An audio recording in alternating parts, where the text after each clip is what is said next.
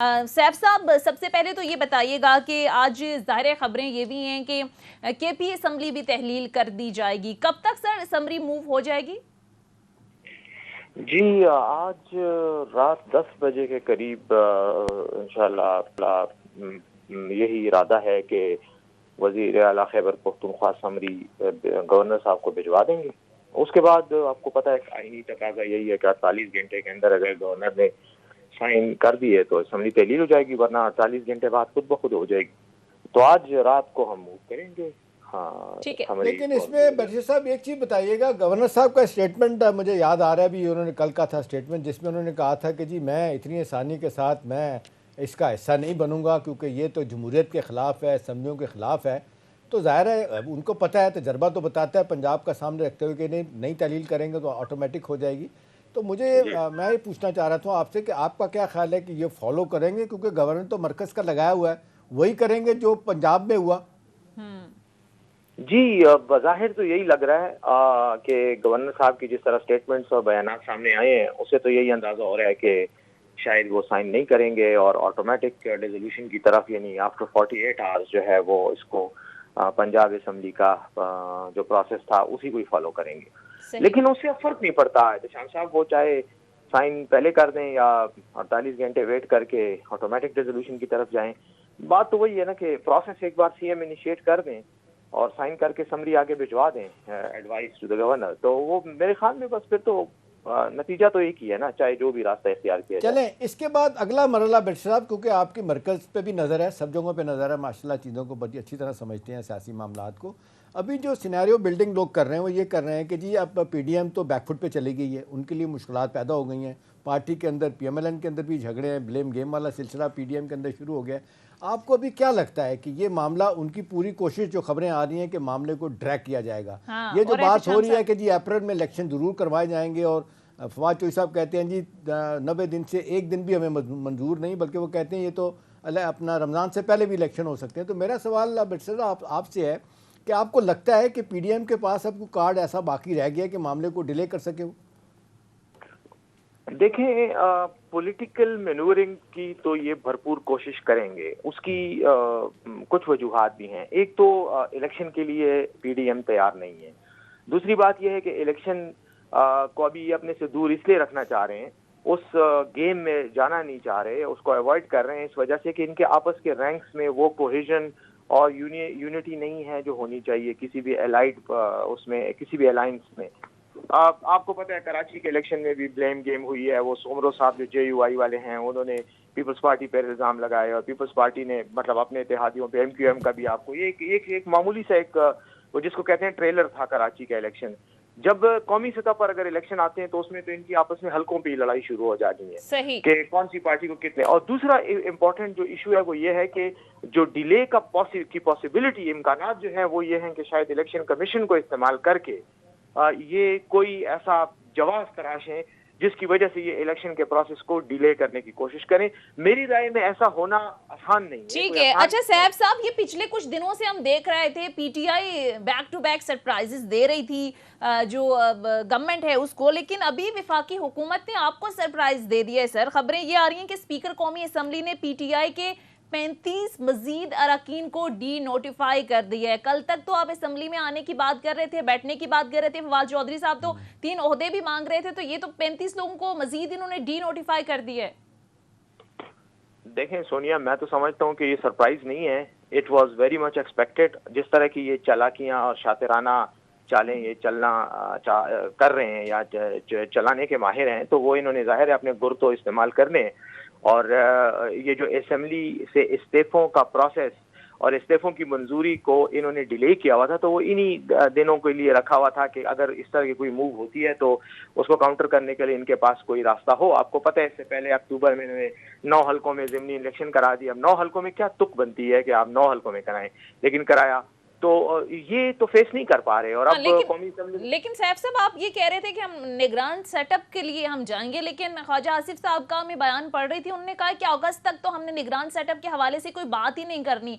आप लोगों ने पंजाब असेंबली तोड़ दी, केपी के हवाले से भी आप बता रहे हैं कि 10 बजे असम्बली गवर्नर को मौसूल हो जाएगी। ज़ाहिर है केपी की असम्बली भी टूट जाती है, तो अभी भी विफाकी हुकूमत तो बिल्कुल भी मूड में नहीं है इलेक्शन के। वो तो कह रहे हैं जहां असम्बलियां टूटेंगी हम इलेक्शन करा देंगे। मैं यही कह रहा हूँ, मेरा अपना ख्याल ये है कि ये हठधर्मी दिखाएंगे और जैसे मैंने थोड़ी देर पहले कहा, ये इलेक्शन कमीशन को इस्तेमाल करेंगे और कोई ना कोई बहाना और जवाब बनाकर इलेक्शन को, ओवरऑल इलेक्शन को, नेशनल इलेक्शन को डिले करने की कोशिश करेंगे। और प्रोविंसेस में इनके पास यही एक रास्ता है कि ये वहां पर इलेक्शन कराएं और इलेक्शन को भी जिमनी इलेक्शन डिक्लेयर करके करवाएं, यानी 5 साल का मैंडेट नहीं बल्कि अगस्त तक का मैंडेट दें असेंबलियों को। ये भी एक पॉसिबिलिटी है जो कि कानूनी तौर पे गलत है, लेकिन इस पर भी सोचा जा रहा है इनकी तरफ से। तो ये अच्छा पॉइंट है बरिस्टर साहब आपका। फखर से पूछते हैं। फखर, आप भी इस्लामाबाद के बड़े बाखबर रिपोर्टर हैं, माशाल्लाह समझते हैं चीज़ों को। अभी ये जो गेम प्लान बना है, जिस तरीके से या तो आपने देखा एक एक दो बंदों का भी वो इस्तीफ़ा मंजूर नहीं कर रहे थे, मजीद इतने लोगों का एक वन गो में नोटिफाई करना, अभी तो 2-3 दिन में फिर इस तरह तो मेरा ख्याल है 70-75 लोगों को वो फारिग कर सकते हैं। तो आपको क्या लगता है कि फिर अल्टीमेटली एक ही रह जाएगा पीटीआई के पास, अरबा के वो आरिफ अलवी को कहेंगे, प्रेसिडेंट साहब को कि जी इन्हें कहें एतमाद का वोट लें, शहबाज साहब? जी बिल्कुल, आपने जो इम्पोर्टेंट बात है वो सबसे आखिर में की, और वो एहतशाम भाई सूरत हाल ऐसी है, ये नर्व्स गेम चल रही थी और अब ये अपने आखिरी मरले में दाखिल हो चुकी है। एक तो चीज़ आपको बिल्कुल वाज़ेह हो जानी चाहिए कि इस्तीफ़ों के मामले के ऊपर जिस किस्म का मुनाफिकाना रोल स्पीकर कौमी असम्बली ने अदा किया है, वो तो पूरी कौम के सामने आ चुका है कि ये बड़े जमहूरियत के और पार्लियामानी सियासत के चैम्पियंस बनते थे।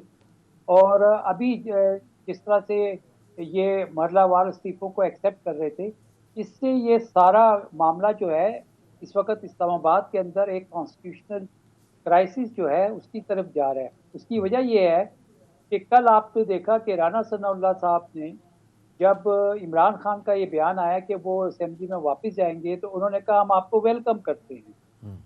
और अभी स्पीकर की जानिब से जिस तरह से ये मजीद इस्तीफे एक्सेप्ट करने की बात कर ली जाएगी, तो ये आज जो शहबाज शरीफ और आसिफ अली जरदारी और मौलाना फजल रहमान के दरमियान और फिर नवाज शरीफ के दरमियान जो गुफ्तगू हुई है, बज़ाहिर तो वो निगरान सेटअप के हवाले से पंजाब में और के हवाले से बताया गया की गई है, लेकिन ये सारे अवामिल जो हैं वो इस वक्त आपको रिफ्लेक्ट होते हुए नज़र आ रहे हैं। हकीकत ये है कि PMLN के अंदर बहुत सारे लोग ऐसे हैं जिनको अपनी सियासी मौत जो है वो बिल्कुल नज़र आ गई है, लेकिन जो PDM है, यानी कि जो कि इस वक्त वज़ीर आज़म है, वो अपनी सियासत को अवाम की मौत पर तरजीह दे रहे हैं। यानी कि अवाम महंगाई में पिस गई है, मर गई है, कुचल गई है।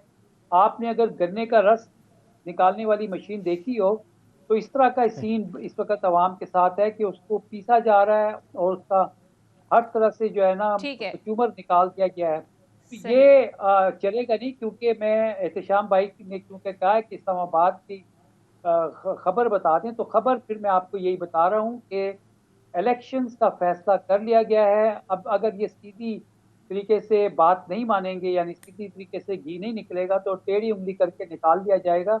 उसकी वजह ये है कि IMF से आपने अगर बात करनी है तो फ्रेश मैंडेट वाली पार्टी और हुकूमत ही कर सकती है। सही, ठीक है। अच्छा एहतशाम साहब, ये जाहिर है इमरान खान साहब ने बात की, आज फवाद चौधरी साहब भी बात कर रहे थे कि असेंबली में हम इसलिए जा रहे हैं, एक तो निगरान सेटअप के मामले पर मुशावरत, फिर जाहिर है इलेक्शन रिफॉर्म्स के हवाले से, फिर चीफ इलेक्शन कमिश्नर पर भी जाहिर है इनके तहफ़्फ़ुज़ात हैं।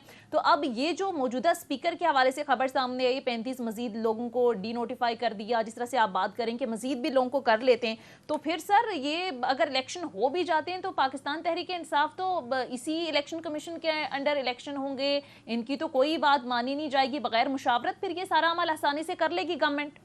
देखिए सोनिया, माज़रत के साथ जिस तरह फ़खर बात कर रहे हैं, मुझे नहीं लगता इतनी आसानी के साथ ये सब कुछ हो जाएगा, क्योंकि जिस तरह अब सियासत पाकिस्तान की जिस टकराव पे, जिस नहज पे जा रही है, अब देखें अब जिस अंदाज से अब डेस्परेशन आप देखते हैं PDM के ऊपर। इससे पहले आपने देखा कि इमरान खान साहब भी ये इस तरह की फ्रस्ट्रेशन और डेस्परेशन का मुजाहरा करते थे जब उनकी बात नहीं मानी जाती थी, चाहे उन पे हमले की बात हो, जल्द इलेक्शन कराने की बात और बहुत सारे इश्यूज पे। हाँ। अभी सूरत हाल ये है कि अब ये 27 किलोमीटर की हुकूमत जो है इनके पास देने के लिए कुछ नहीं रह गया। अभी IMF की अभी बात की गई, देखें IMF ने तो पॉइंट ब्लैंक कह दिया कि भी रिफॉर्म्स के बगैर नथिंग डूइंग। हमने जो आपको टास्क दिया था आपने नहीं किया, जो आपको शराइत दी गई थी जिस पे आपने अमल नहीं किया, बिजली गैस बढ़ानी थी, 800 अरब के नए टैक्सेस थे, उसके बाद फिर पावर टैरिफ को भी रिवाइज़ करना एक और तरीके से, फिर इस तरह से एक्सचेंज रेट को बढ़ाना, लेके जाना 270 तक, और फिर ये है कि जी क्या कहते हैं ये आपका इंटरेस्ट रेट है इसको भी जो ऑल टाइम 16% पहले या 2%, 1% पहले और 2% पे लेके जाना। तो वो तो कोई बात करने के लिए तैयार है। नतीजतन हुकूमत को एक थोड़ा सा फ़ायदा तो हुआ फॉर द टाइम बीइंग, जो जिस तरीके से ब्रीदर मिल गया है। आपने देखा $2 बिलियन का अपना सऊदी अरब से $1 बिलियन का वो भी आ जाएगा, तेल भी आएगा। इस तरह $2 बिलियन मजीद UAE जमा करा रहा है, चाइनीज़ भी अभी कर रहे हैं। तो शायद थोड़ी देर के लिए चीज़ें ठीक हो जाएं, लेकिन लॉन्गर टर्म में तो लोग तवक्को कर रहे हैं कि जब तक के कोई 5 साल की कोई मुस्तहक़ हुकूमत नहीं आएगी हम उनसे मुज़ाकरात नहीं करेंगे। ये बायलैटरल क्रेडिटर भी यही कह रहे हैं सब आपको। इस तरह से दो तरफा जो दोस्त मालिक हैं वो भी यही मशवरे दे रहे हैं। तो मेरा नहीं ख्याल सोनिया ये सारी सिचुएशन मौजूदा हुकूमत को सूट करती है, बल्कि यही सवाल अगर सैफ साहब से पूछ लेते हैं। सैफ साहब,